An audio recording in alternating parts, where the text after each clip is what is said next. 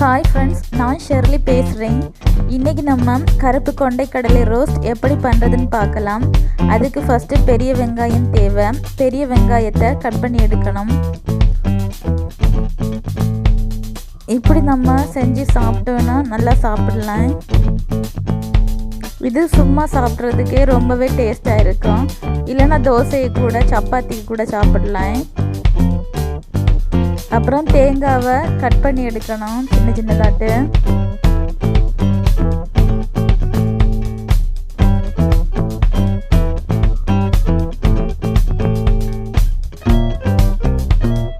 அப்புறமா ஒரு பாத்திரத்தில் எண்ணெய் விட்டு கடுகு போடணும்.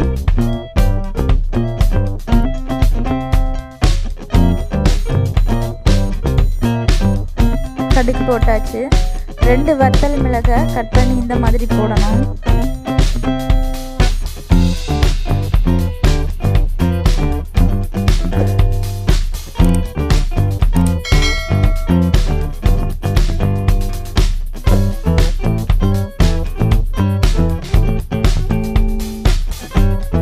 கறிவேப்பிலை போடுவோம்.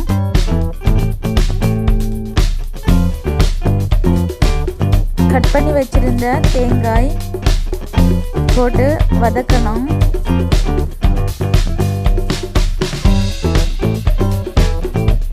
பெரிய வெங்காயம்,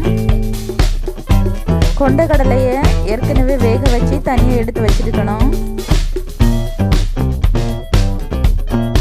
தேவையான அளவு உப்பு,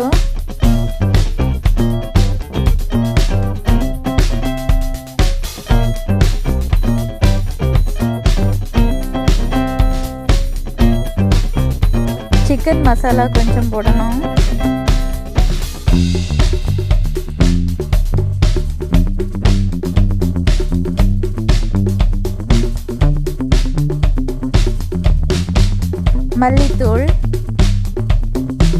மல்லித்தூள் கொஞ்சமாக போடணும், ஒரு அரை கரண்டி போல.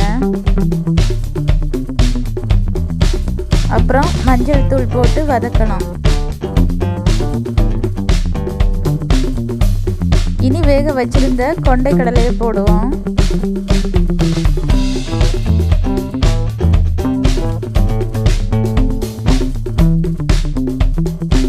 வெள்ளை கடலை விடவும் கருப்பு கடலை தான் ரொம்ப சத்தானது.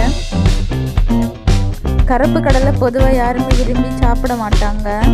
ஆனால் இந்த மாதிரி பண்ணி சாப்பிட்டோன்னா நல்லா சாப்பிட தோணும். நானே சாப்பிட மாட்டேன், ஆனால் இந்த மாதிரி பண்ணி தந்தாங்கன்னா சாப்பிடுவேன்.